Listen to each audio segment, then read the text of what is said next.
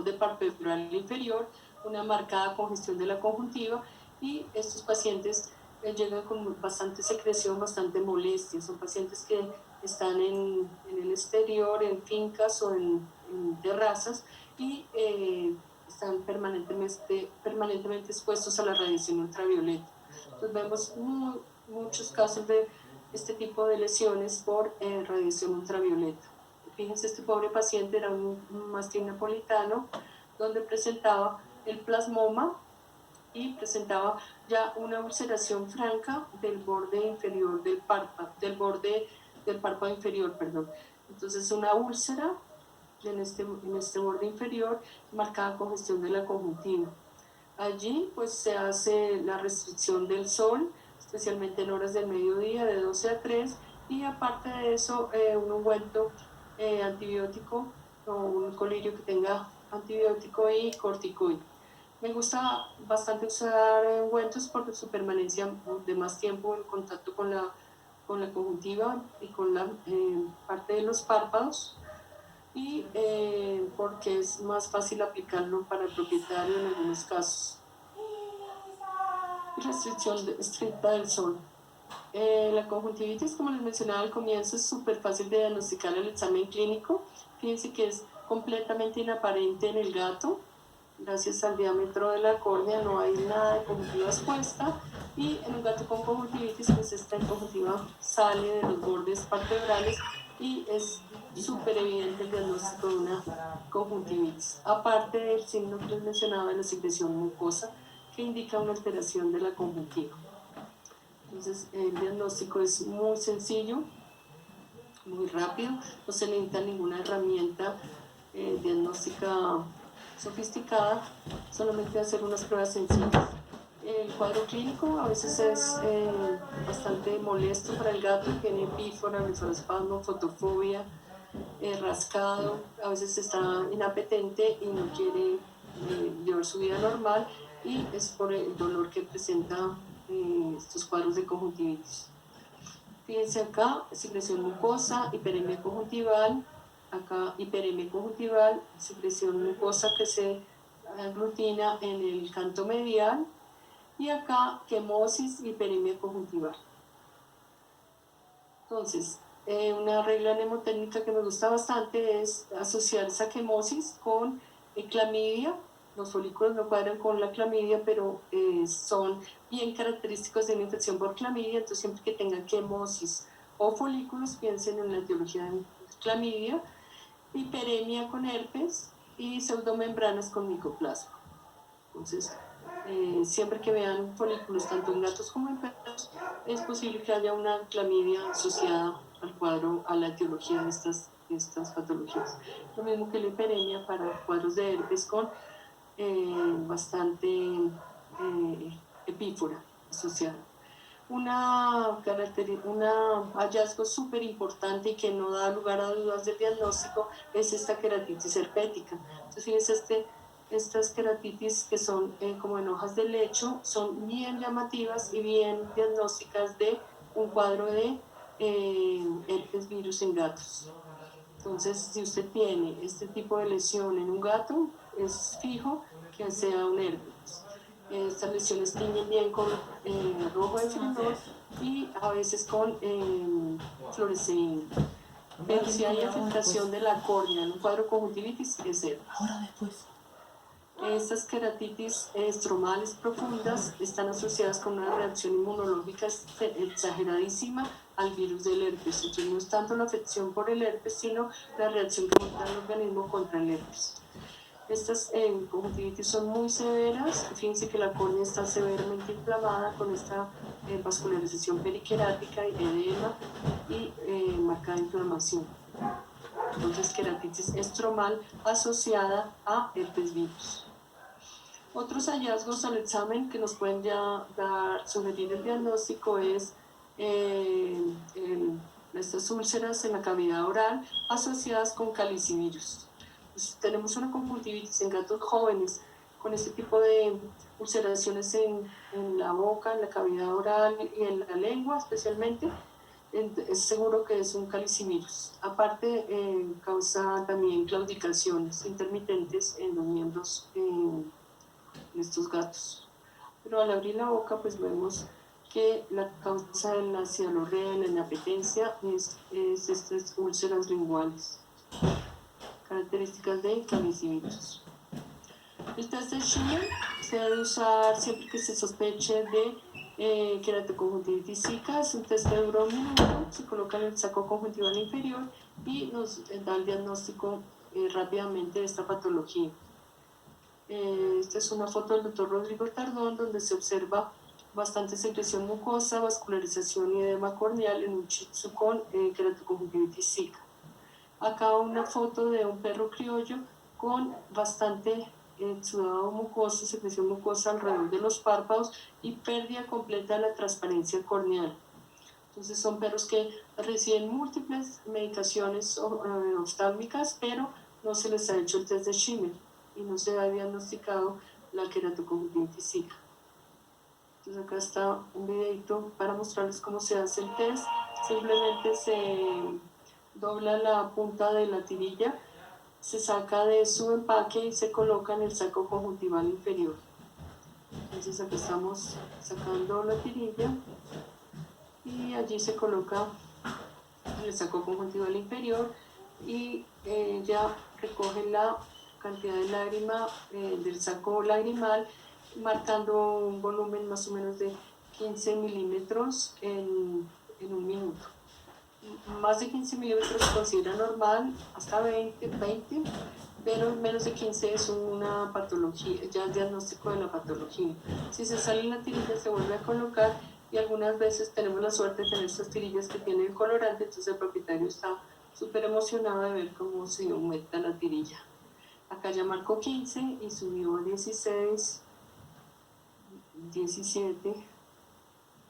Entonces uno lo deja 1 minuto, lo retira, inmediatamente lo lee, porque por capilaridad esto va aumentando más la tira y puede tener una lectura errónea.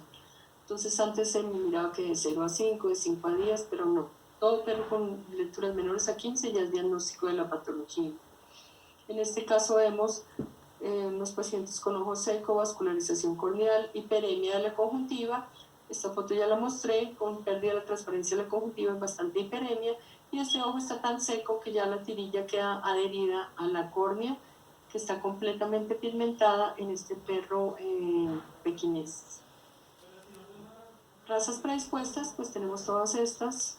Van a causar este cuadro de queratoconjuntivitis zika por predisposición genética en estas razas. Casos muy severos de tratar, casi que refractarios, son el Bull Terrier y el Yorkie, que tiene una acrilimia congénita muy difícil de manejar. Tal vez lo que más vemos en la práctica son perros bulldog que iatrogénicamente se les ha extirpado la glándula lagrimal o por predisposición racial. Cocker, Pug, Beagle, Shih Tzu Lhasa pequinés y chihuahuas. Este es el típico cuadro de ojo seco. Acá vemos lo que les mencionaba antes de la diferenciación entre los vasos superficiales de los vasos profundos. Este es un flush conjuntival donde se observa bastante hiperemia de la conjuntiva. Entonces se coloca unas gotas de clorhidrato de fenilexidina al 10%, esperamos 5 minutos y ya tenemos un completo blancamiento de la conjuntiva. Esto nos diferencia inmediatamente si es una inflamación superficial o es una inflamación profunda. Si desaparecen los vasos es una conjuntivitis, si persisten habría que entrar a mirar qué otra patología intraocular puede estar en estos pacientes.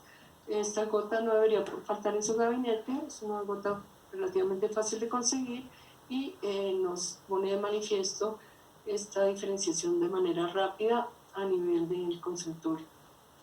La fluoresceína pues, nos sirve para descartar si la conjuntivitis está asociada con una queratitis ulcerativa, como en este paciente, que acá se ve algo de edema de inflamación y acá ya una verdadera úlcera corneal positiva a fluoresceína. En este gato, fíjense que la conjuntiva está con bastante quemosis, algo de hiperemia y está asociada con una úlcera corneal muy extensa. Este fue por destilación de jabón durante el baño. Entonces siempre que tengan un ojo rojo, tiñan con fluoresceína, siempre. Primero el test de Schimmer, después de que han hecho el test de Schimmer, si tienen fenilefrina, hacer el test de fenilefrina y luego el test de fluoresceína.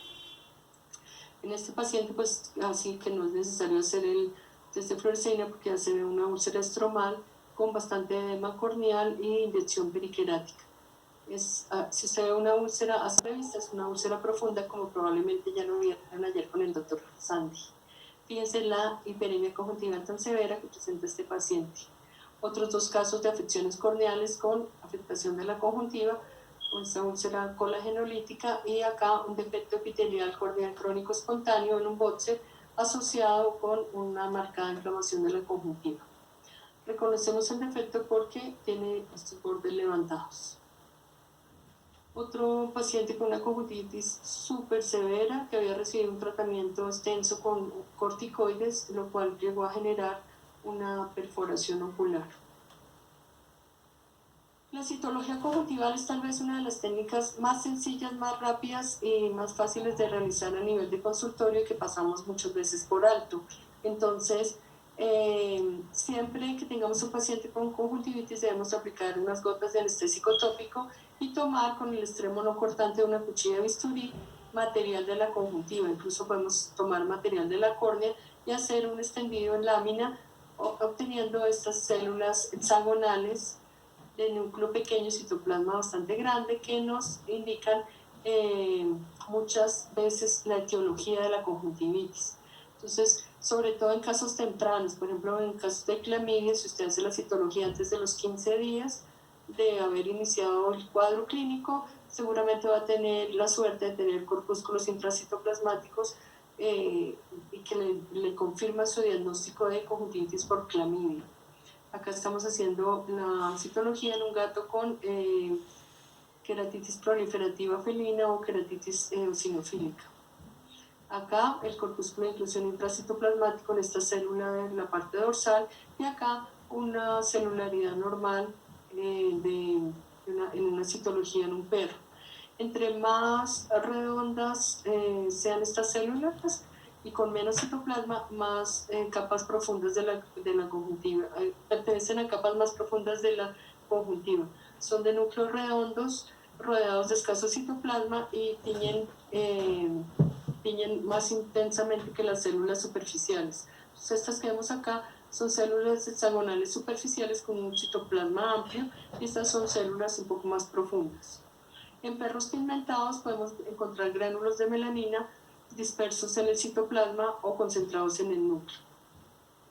Acá una gran cantidad de neutrófilos en esta citología, acá un conglomerado de células epiteliales normales y estos acúmulos de tinción, y acá una inclusión intracitoplasmática de clamidia en un gato.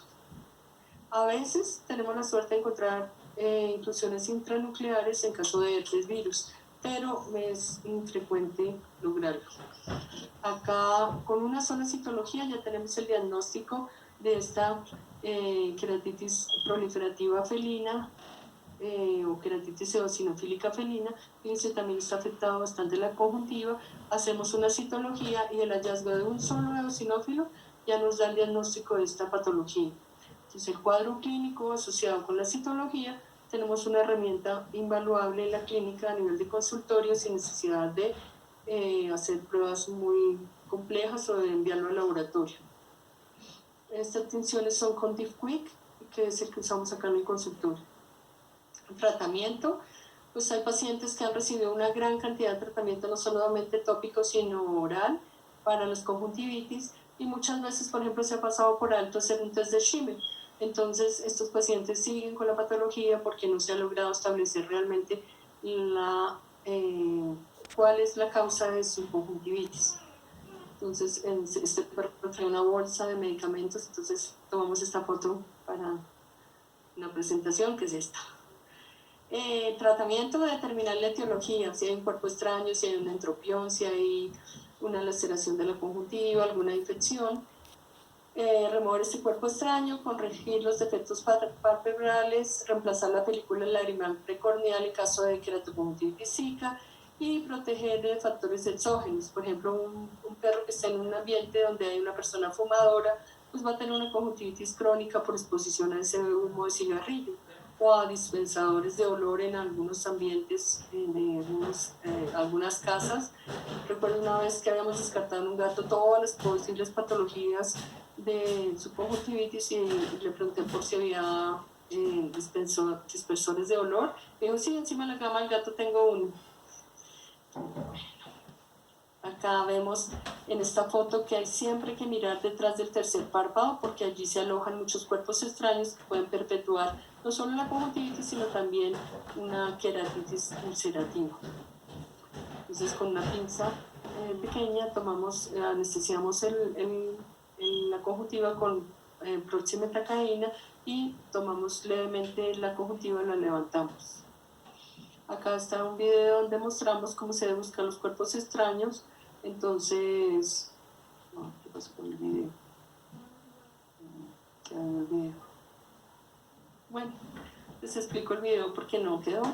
La idea es que usted coloque anestesia tópica, luego con el hisopo embebido en anestésico, haga un barrido por la parte inferior del párpado superior y el párpado inferior y por detrás del tercer párpado. De esa manera puede retirar completamente cuerpos extraños o partículas que han quedado alojadas allí. Tratamiento, pues la clave del tratamiento en estos casos sería un lavado de la superficie ocular con una sustancia mucolítica para remover toda esa secreción y dejar una superficie limpia para aplicarle el tratamiento. El problema es que usted se exagere en el lavado porque usted puede arrastrar demasiado moco de la superficie ocular y ese moco, como vimos, es el que fija la película lagrimal al epitelio corneal. Entonces, si usted lava demasiado, retira demasiado ese moco y va a haber una dispersión de la fase acuosa de la película lagrimal precorneal. Entonces, lave solamente en la mañana mientras su terapia empieza a hacer efecto. Por ejemplo, si es un ojo seco, en caso de usar la ciclosporina, después de un mes y medio de estar usando la ciclosporina, va a haber un efecto notorio, ya no va a haber tanto moco en la superficie del ojo y usted no tiene que lavar tanto como al comienzo. Mi preferencia para el lavado es usar agua fría, agua manantial o agua filtrada fría. No usar solución salina porque una superficie irritada y congestionada, usted le está aplicando agua con sal y puede generar mayor irritación y molestia en esos perros.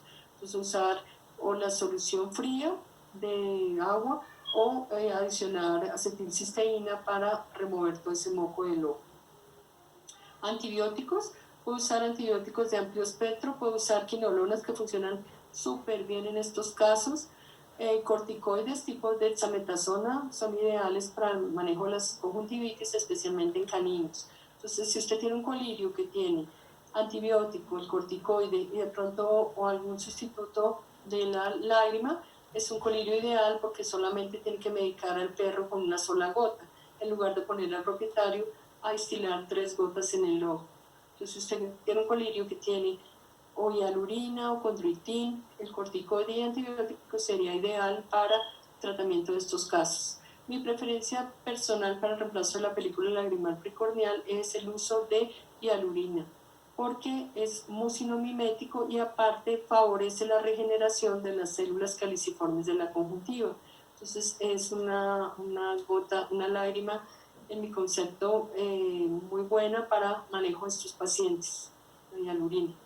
La manejo, por ejemplo, hialurina y ciclosporina para manejo de ojo seco en caninos y la uso muchísimo también en conjuntivitis en gatos porque disminuye muchísimo la sensación de irritación y de molestia que tienen los gatos. La gente que sufre de conjuntivitis dice que es como si tuviera arenilla en los ojos, como que le rascan, le molestan los ojos todo el día. Entonces la hialurina reemplaza bastante bien esta lágrima y su efecto mucinomimético permite que se adoce súper bien a la superficie ocular. También colirios con condroitin que tienen efecto antiinflamatorio y también regeneran el epitelio corneal. Me imagino que el doctor Sande ya los mencionó ayer. Vasoconstrictores no los uso. Por ejemplo, hay gente que usa muchos estabilizadores de las células de mast, pero en perros estos no funcionan. Se usan mucho en humanos, pero en perros no. Y si tengo ya el diagnóstico etiológico, es una queratoconjuntivitis zika, sin una afección sistémica, pues simplemente me enfoco a usar ciclosporina y hialurina y de pronto un suplemento vía oral de omega 3 o suero autólogo en estos pacientes.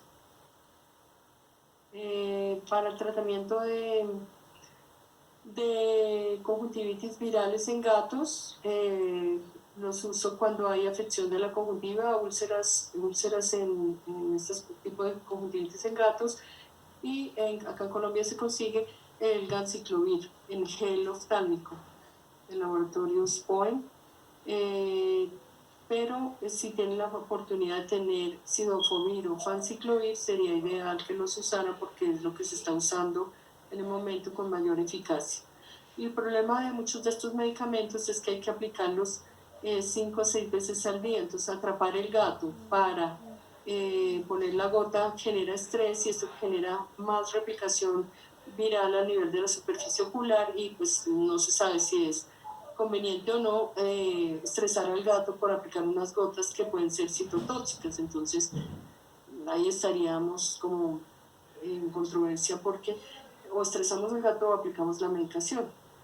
El fanciclovir se convierte en penciclovir y es bastante útil, pero solamente en casos en que tengan ulceración corneal, cuando tengan sospecha de herpes virus, y depende del medicamento que esté disponible en su país. La lisina, pues hay artículos que hablan que sí sirve, otros artículos que no sirven. Por ejemplo, en este dice que puede disminuir la sinología y la severidad de la enfermedad. Pero en este otro artículo dice que parar inmediatamente el uso de lisina porque los primeros estudios que se hicieron en gatos que estaban con niveles bajos de arginina y entonces por eso funcionaba la lisina. Entonces no se recomienda en algunos pacientes. Yo la verdad los recomiendo para mantener ocupado al propietario que está haciendo algo por su gato y pues en colonias de gatos para evitar que la sinología sea muy fuerte. De todas maneras el sistema inmuno del gato va a controlar esta infección, aunque el gato queda siendo portador de herpes virus, pues ya no tiene los signos clínicos a menos que se estrese. Entonces llegó visita, tuvieron un niño, cambiaron la arenera, cambiaron el horario de la gente, el gato se estresó y presenta pues epífora, conjuntivitis recurrente asociado con el estrés que se generó en estos gatos. La cirugía pues a veces es útil para resolver algunos problemas que afectan la conjuntiva. Esta es una versión del cartílago del tercer párpado, entonces se observa parecido a que fuera un prolapso de la glándula lagrimal, pero en realidad es una versión del cartílago. Entonces, fíjense que el cartílago está completamente doblado hacia afuera y pues se debe corregir. En este caso se hacía antes un corte del cartílago de la porción vertical, pero ahora se corrige con un termocautelio. Un quiste dermoide, un coriostoma, pues se reseca simplemente con un corte limpio en la conjuntiva, a veces no hay necesidad ni de suturar. En caso de que la conjuntivitis sea asociada con entropión, pues se corrige el entropión. En este caso, este perro era el párpado superior e inferior y acá está después de su procedimiento quirúrgico. Me gusta dejar los puntos así largos para removerlos después fácilmente. Y hay dueños que después cortan los puntos porque, doctora, usted le dejó los puntos muy largos. Entropión en un gato, también se corrige quirúrgicamente. Colocación de prótesis de silicona subconjuntival, que era el video que les mostraba al comienzo del bolsillo que hicimos en la parte dorsal de la conjuntiva vulvar, para colocar este tipo de implantes que funcionan más o menos por 2 años y medio. El éxito de esta cirugía depende del resultado que haya tenido el paciente con gotas previas de ciclosporina. Si no ha respondido a la ciclosporina tópica, no va a responder al implante. La ventaja grande que tienen estos implantes es perros que son inmanejables para usar gotas y perros que el propietario no les puede aplicar las gotas por sus ocupaciones, entonces se usan este tipo de implantes. Se puede usar también un trasplante de las glándulas labiales que fue descrito en Brasil. Se toma de la comisura labial un segmento de estas glándulas que van a producir mucina. También se puede tomar de la parte sublingual, teniendo muchísimo cuidado. Fíjense que acá está esta vena sublingual bastante prominente y se coloca a nivel de la conjuntiva dorsal vulvar. Acá está la sutura con una sutura de Bichril 6 ceros. Acá está la técnica quirúrgica de la corrección de versión del cartílago. A ver si se ve. Estamos, un poco raro. Estamos exponiendo el cartílago del tercer párpado vertido y teniendo cuidado de no causar lesión en córnea, vamos a cauterizar esa parte que está deforme. Yo lo que hago es hacer 2 líneas, 2 quemaduras en el cartílago de manera que corrijan esta versión. Y luego, como el cartílago trata de volver a su posición original, entonces tomo unos puntos de sutura en la conjuntiva dorsal vulvar. La otra precaución importante es que estas quemaduras pueden llegar a generar alguna laceración en córnea, entonces lo que hago es cubrir esa córnea con un ungüento de antibiótico para evitar que me vaya a generar alguna alteración. Finalmente, las neoplasias conjuntivales. Las que yo más veo acá en mi práctica son hemangiomas, hemangiosarcomas, papilomas y carcinomas de células escamosas. Estas 3, hemangioma, hemangiosarcoma y carcinoma de células escamosas, asociadas con la radiación ultravioleta. En menos cantidad veo melanomas, mastocitomas, linfosarcomas y histiocitomas. En este caso, este perro era un hemangioma. Hemangioma en la cara lateral del tercer párpado y en la conjuntiva vulvar, no afectaba la córnea. Acá otro carcinoma, otro hemangiosarcoma en la cara interna del tercer párpado, un papiloma en la conjuntiva vulvar dorsal, otros papilomas en el canto medial y en la conjuntiva palpebral. Acá un melanoma en la conjuntiva epivulvar. Y acá una foto del doctor Tardón con un melanoma gigantesco que abarcaba no solo la conjuntiva vulvar, sino también la conjuntiva palpebral. Un carcinoma de células escamosas en la conjuntiva palpebral y el borde del párpado. Y también esta perrita tenía un carcinoma en la parte ventral que afectaba la piel despigmentada, estaba sana la piel pigmentada y solamente estaba afectada la piel pigmentada. Carcinoma de células escamosas. Carcinoma de células escamosas en un gato, afectando no solo el párpado, sino también la conjuntiva y ya en los tejidos perioculares. Pronóstico grave. Un linfoma ocular en un perro y en un gato. No he tenido la oportunidad de tener uno. Muchas veces los propietarios no aceptan la histopatología y, como decía un profesor, es necesario cobrar la histopatología en el costo de la cirugía para poder mandar a hacer la histopatología en sus pacientes. Para concluir, siempre piensen si son vasos superficiales o profundos, traten de moverlos con un hisopo, pongan el vasoconstrictor tópico y chequen si es verdad una conjuntivitis o es una afección intraocular grave. En caso de hipospasma, piensen en condiciones que les pueden dar diátesis hemorrágica, coagulopatías, no solamente traumas, sino cualquier afección sistémica que curse con hemorragias en otros tejidos. También tienen que chequear el fondo de ojo en casos de que sospechen, por ejemplo, una hipertensión sistémica. Se ve tortuosidad y hemorragias en el fondo de ojo en algunos pacientes.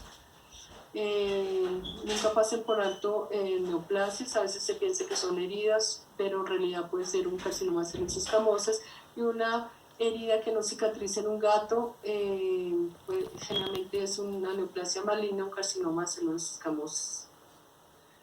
Siempre que tengan afectación de la conjuntiva, no dejen de correr todas las otras pruebas diagnósticas para lograr establecer si se trata, ¿verdad?, de una afección solo en la conjuntiva o está afectada, por ejemplo, también la córnea, como en este caso que era una úlcera asociada a una proptosis traumática del globo ocular. Siempre que vean moco en la superficie ocular, no piensen en infección, sino en resequedad ocular, y manejen adecuadamente a estos pacientes y diagnostíquenlos con el test de Schimmer. En un minuto ya les da el diagnóstico diferencial y pueden manejarlos adecuadamente.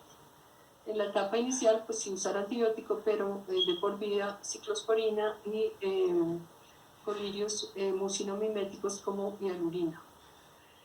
Nunca den por perdido un ojo. Fíjense, este es un ojo de un shih tzu con una úlcera colagenolítica, bastante afectación de la conjuntiva, hiperemia y bastante secreción mucopurulenta a las 12 horas y a las 48 horas. Fíjense que ya se observa la córnea de otro color, ya se ha controlado bastante la secreción purulenta y este ojo ya se encuentra mucho mejor. Hay bastante congestión de la conjuntiva, pero fíjense que ha mejorado mucho la lesión inicial. Bueno, eso era todo lo que tenía para compartirles hoy. Espero que pasen unas felices Pascuas en estas condiciones que estamos viviendo actualmente. Les mando un abrazo fraterno y vamos a jugar si aún queda tiempo y algunas preguntas.